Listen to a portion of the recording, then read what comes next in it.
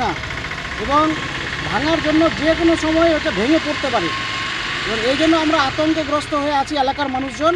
এটা ইমিডিয়েট সারাতে হবে, না হলে কিন্তু বড় ধরনের বিপদ আমাদের জন্য করছে।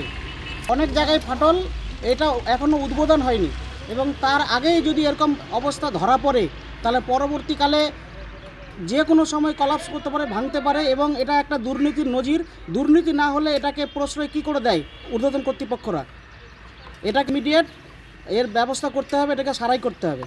এই রাস্তা যদি সারাই না করা হয় দ্রুত এবং উদ্বোধনের আগে যদি সারাই না করা হয় তাহলে এলাকার মানুষজন সবাই মিলে কিন্তু এর বিরুদ্ধে সোচ্চার হবে এবং বৃহত্তর আন্দোলনে নামবে।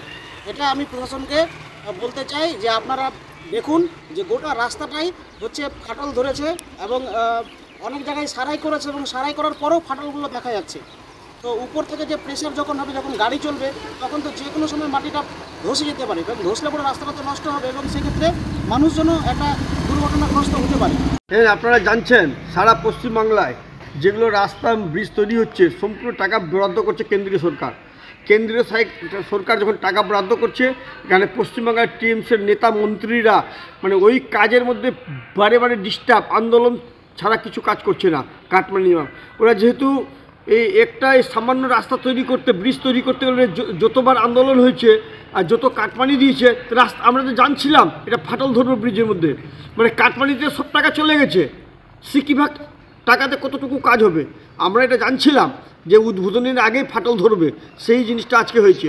আজকে পশ্চিমবাংলায় যতটি কন্ট্রাক্টররা কাজ করছে কেউ কোনো কন্ট্রাক্টররা সুখিতে নাই।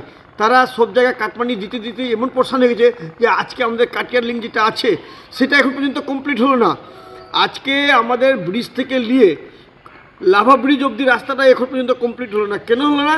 কিছু কন্ট্রাক্টররা পালিয়ে যাচ্ছে। কী করবে? কাটমানি দিতে দিতে এদের এমন অবস্থা হয়ে গেছে যে ওরা আর কাজ করে কোলাতে পারছে না। এই জন্য ব্রিজ তো ধরবে আমরা জানছিলাম, যেটা ধরেছে এখন যদি সিবিআই তদন্ত যদি এটার উপরে হয় তাহলে প্রমাণ হয়ে যাবে ঠিকাদারের কাছে কারা কারা টাকা খেয়েছে, কী পরিমাণে টাকা খেয়েছে, সত্যিটা সামনে চলে আসবে। কি আপনারা জানেন যে রাস্তাটা উদ্বোধন হয়নি, ব্রিজটা যদি উদ্বোধন হতো তাহলে যদি ফাটল হতো কত লোকের প্রাণহানির আশঙ্কা থাকতো সেটা আপনারা বুঝতে পারছেন। কিন্তু এটা বুঝতে পারছে না শাসক দলের নেতারা। ওরা জানছে 2026-এর পরে ওদের কোনো সরকার থাকবে না, যা পারি এখন লুটোপুটি খেয়ে নি, এই জন্য ওরা এগুলো করছে।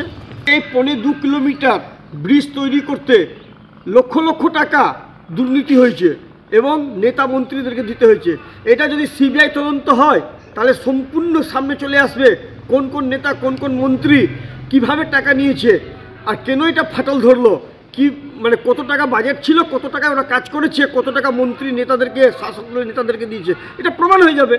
এতে সাধারণ মানুষ নিজের চোখের সামনে ওপেন দেখে নিবে যে কে টাকা খেয়েছে, কে টাকা খায়নি, কেন রাস্তাটা তো তৈরি হলো আর উদ্বোধন হয়নি ব্রিজটা, তার আগে ফাটল ধরে নিল। এটা প্রমাণ হয়ে গেল না, নিজে প্রমাণ করে দিচ্ছে যে কাটমানিতে সব টাকা চলে গেছে, ঠিকাদার কীভাবে কাজ করবে। ঠিক আছে, কেন্দ্রীয় সরকারের কাজ আছে, কেন্দ্রীয় সরকার টাকা বরাদ্দ করেছে, কিন্তু কাজ তো পশ্চিমবাংলায় হচ্ছে। এখানকার নেতা মন্ত্রীরা কাজ করতে দিবে তাহলে ঠিকাদার কাজ করবে? কেন্দ্রীয় সরকার তো সেখানে কাজ করছে না। কেন্দ্রীয় সরকার কাউকে একটা ঠিকাদার দিয়ে দিচ্ছে, সেই ঠিকাদার দেখার দায়িত্ব যেমন কেন্দ্রের এজেন্সি আছে তেমনি বেঙ্গলের এজেন্সিকে দেখার কাজ আছে, কিন্তু বেঙ্গলের নেতারা তো কাটমানি নীতিতে শেষ করে দিচ্ছে। কেন্দ্রীয় কি বিজেপির কি লজ্জাজনক জিনিসটা নাই নাকি ওদের মধ্যে? এটা কাজটা কার আগে সেটা জানতে হবে। কাজটা হচ্ছে কেন্দ্র সরকারের, এটা এনএইচের কাজ, কেন্দ্র সরকারের কাজ। এরা কি মূর্খর মতো মূর্খ নাকি? এরা তৃণমূলের মানে নিজের দোষ ঢাকতে তৃণমূলের নাম। তৃণমূলের এখানে কি আছে? কাজটা তো কেন্দ্র সরকারের, এনএইচের কাজ কেন্দ্র সরকারের। আগে বিজেপিকে এটা জানতে হবে। শুধু নিজের দোষ ঢাকার জন্য অন্য কারো ঘাড়ের উপর চাপালে হবে না। আর যদি এখানে অবশ্যই দুর্নীতি হয়েছে আর এটা বিজেপিই করেছে। কেন্দ্র সরকার তো দুর্নীতির একটা সরকারই আছে, সরকারি কেন্দ্র সরকারটাই তো দুর্নীতির সরকার। এরাই তো শিখিয়ে দিচ্ছে বিজেপির এখানকার নেতাদেরকে কিভাবে দুর্নীতি করতে হয়, আর তারাই করেছে।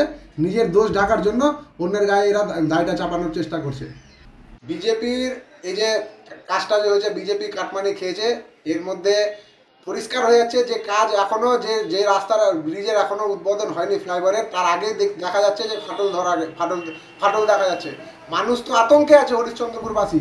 এটা হরিশ্চন্দ্রপুরের যাতায়াত সবথেকে মেন রাস্তা এটা, আজকে মানুষ আতঙ্কে আছে, যদি এই রাস্তা ওপেনিং হয় আর মানুষের যদি কালকে যদি মানুষের কিছু হয়, তাহলে কে দায় নেবে এটাকে দায়টা বিজেপিকে নিতে হবে, কেন্দ্র সরকারকে নিতে হবে। আর তার জন্য আজকে বিজেপি কারো ঘাড়ে মানে দোষটা না চাপিয়ে, আমি বলবো যে কোনো কিছুতে যখন এরা সিবিআই ইডি করে, আজকে আমি বলবো আজকে সিবিআই ইডি বা প্রশাসনকে দিয়ে ওরাই তদন্তটা করাক, যে কারা কাটমানিটা খেয়েছে, দুধ কা দুধ আর পানি কা পানি হয়ে যাবে।